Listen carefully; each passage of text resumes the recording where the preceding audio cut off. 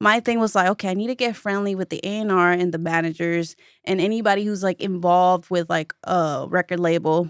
Hmm. And because of that, I was able to like to then be called for recording sessions like again like at East West or at Paramount, bigger studios, and that's how I got back into like the big Neve SSL rooms, and from there I just kind of took off and just kept networking and having a relationship with people and like Wow. um music relationships basically, Yeah, sure.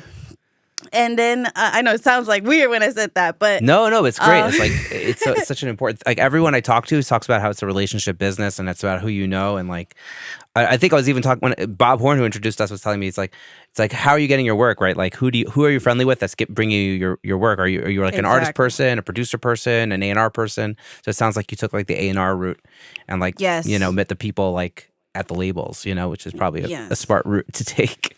Yeah, I mean, like you can't always like kind of. It's kind of hard to like network with an artist when they have like just one thing in mind is get the session done. You can't really like have small talk with them. You're there to be an engineer. So I think the other way around was me to like talk to their A&R and just kind of be like, hey, we just finished our session, and like just kind of basically like once the session was done, I would text the A&R and be like, hey, so this is the time we ended. This is what we did. This is the name of the song. And I would send out the MP3, and if they needed the session, like everything was kind of very organized, and they liked that. Mm, So I think that's what kind of like attracted them to like continue to call me back.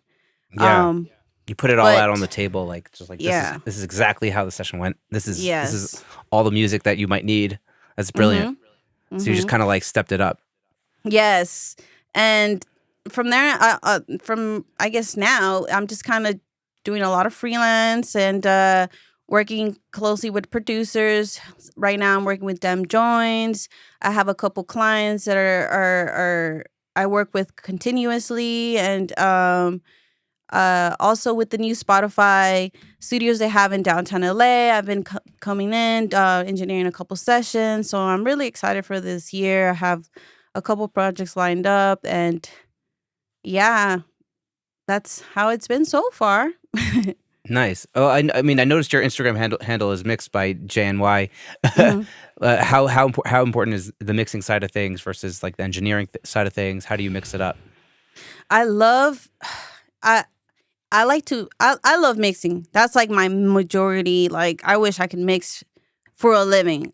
I like recording, but I feel like I still have to do recording sessions in order to still network with people.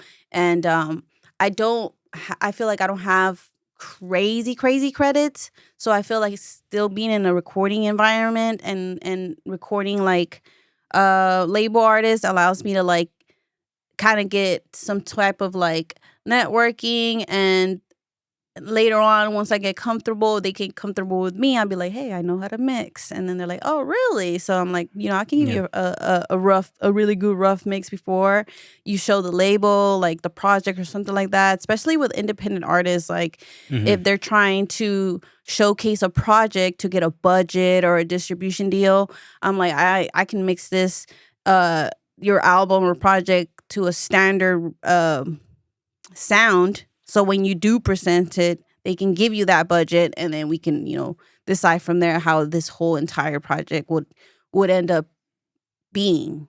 Yeah.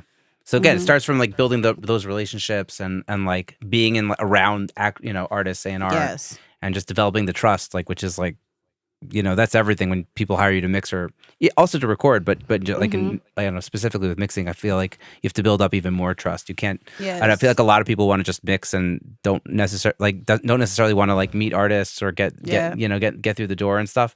And like I think you have it spot on because it's like you're not like you really have to meet people, build that trust before you're going to start to Yeah. get a clientele of people mixing. Yeah. And Yeah.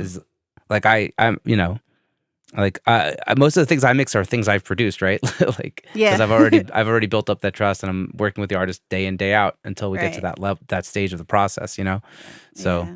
it's smart. That's a good way to work. Yeah. And I don't know how to produce. Like I wish I knew, and I've seen people